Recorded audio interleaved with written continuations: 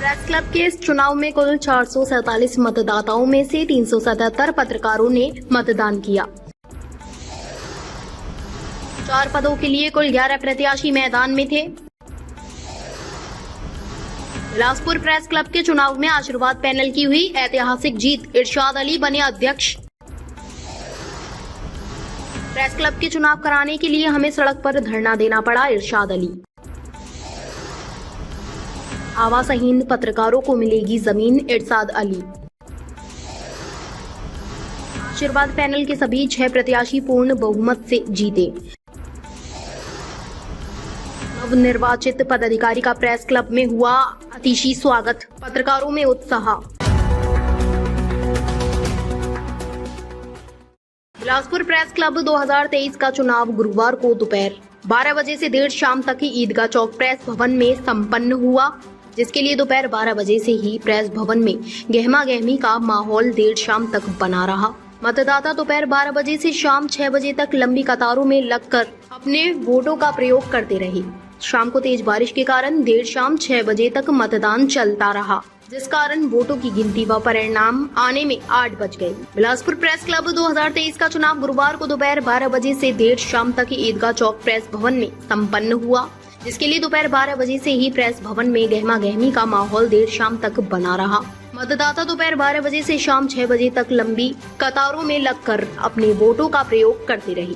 शाम को तेज बारिश के कारण देर शाम 6 बजे तक मतदान चलता रहा, जिस कारण वोटों की गिनती व परिणाम आने में 8 बज गई। प्रेस क्लब के इस चुनाव में कुल 447 मतदाताओं में से 377 लोगों ने मतदान किया। 4 पदों के लिए कुल 11 प्रत्याशी मैदान में थे। परिणाम में सर्वप्रथम सह सचिव के लिए दिलीप जगवानी को 237 वोट मिले, जबकि प्रतिद्वंदी राजेंद्र सिंह को 130 वोट मिला। 107 वोटों से दिलीप जगवानी ने विजय हासिल किए, वहीं 9 वोट रिजेक्ट हुए। उपाध्याय पद पर संजीव पांडे 279 मत मिले। रमन किरण को मात्र 88 मत प्राप्त हुआ। संजीव पांडे 191 मत से जीते, 10 वोट रिजेक्ट हुए। सचिव पद हेतु दिलीप यादव को मिले 236 वोट मिले, वहीं संदीप करिहार को मिले 120 वोट। शैलेंद्र पाठक को मात्र 22 वोट से ही संतोष करना पड़ा। सचिव पद हेतु 7 वोट निरस्त रहा। दिलीप यादव 94 मत से जीते।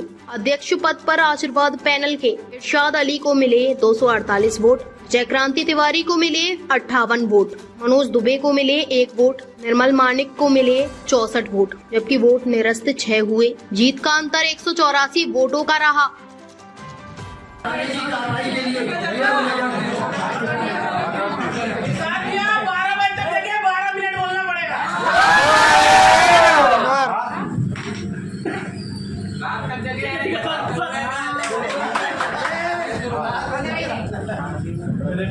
सभी वरिष्ठ मेरे जूनियर आप सभी का बहुत बहुत दिल से आभार, धन्यवाद। हम सभी 6 साथियों पे जो विश्वास जताया है, इस विश्वास को हम लोग कायम रखने की कोशिश करेंगे। ये चुनाव इतना आसान नहीं था। मेरे को लगता है कि किसी को कोई भी चीज बताने की जरूरत नहीं है। 23 जुलाई को हमारे 2 साल का कार्यकाल खत्म हो चुका था, लेकिन कुछ अवैध कब्जाधारी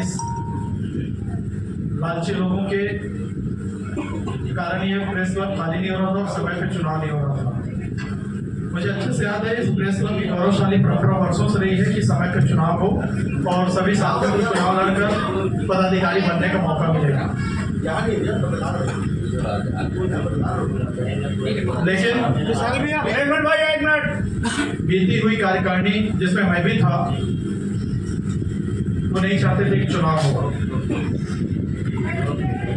वो चाह रहे थे कि बिना चुनाव लड़े, जिस तरह रायपुर में चल रहा है, कब्जा किए रहे, किसी तरह हाई कोर्ट में या कहीं मामला डाल दें और फंस जाए और मामला यहाँ पड़ा रहे, जिस तरह गृह निर्माण समिति का मसला। मेरे को इनकी नापाक साजिश का पता चल गया था, बहुत कम समय पहले पता चला। चुनाव में भी पिछले 2-3 किया हूँ। मुझे पता है कि जब आपका कार्यकाल खत्म होने वाला होता है तो आपको 1 महीने पहले से तैयारी कर लेनी शुरू करनी चाहिए रहती है। जब देखा कि यहाँ कार्यकाल हमारा 23 जुलाई को खत्म होने वाला है, जुलाई आ गया, चुनाव को लेकर कोई बात नहीं हो रही है, तब मुझे समझ में आने लगा कि कुछ गड़बड़ है। जब हमारे साथी विनय मिश्रा जी का नाम लूंगा, वो और उनके साथ 15-20 साथियों ने जब मुझसे पूछा कि चुनाव क्यों नहीं हो रहा, प्रक्रिया क्यों नहीं शुरू हो रही है, तो मैंने कहा इसके लिए पहल करनी पड़ेगी और उन्होंने पहल की। पंजीयक को उन्होंने पत्र लिखा और उसको फॉलो अप करने की उन्होंने कोशिश की, लेकिन पंजीयक ने कह दिया कि जब तक सचिव को पत्र नहीं आएगा इस कार्यक्रम में आगे नहीं बढ़ूंगा। जिम्मेदार पद है सचिव का पद। मेरे को लगता है कि इतिहास में पहली बार किसी को पता चला होगा कि सचिव पद इतना मजबूत पद होता है। प्रेस क्लब की बात करो, एक तरफ 5 पदाधिकारी और एक तरफ अकेले सचिव। सचिव का लिखा हुआ मान्य होता है, अध्यक्ष वहाँ भी कुछ नहीं होता। जब सचिव कुछ चीज लिख देता है वो मान्य होता है। मुझे अधिकारी ने बता दिया कि सचिव जो चाहेगा वो हो जाएगा। मुझसे कहा गया कि आप भी एक पत्र दीजिए चुनाव कराने के लिए। मैंने 10 तारीख को पत्र दे दिया। उस पत्र और विनय भाई के पत्र के आधार पर चुनाव कराने का आदेश जारी हुआ। साथियों ने उस आदेश को कच्चे टोकरी में डाल दिया, चुनाव नहीं कराएंगे। फिर उसके बाद आम सभा हुई। मैं इसलिए बताना चाहता हूँ कि जब कोई आपसे पूछे और बहुत सारी बातें वो उल्टी सीधी करेंगे तो बताइएगा। एक दस्तावेज मेरे पास है, आप लोग देख चुके हैं, सारे चीज वायरल हो गए हैं। मैं अमित भैया का बहुत बहुत धन्यवाद करता हूँ जो आप लोगों ने हमें सपोर्ट किया, मदद किया। तो पिछले चुनाव में जो हारा था ना,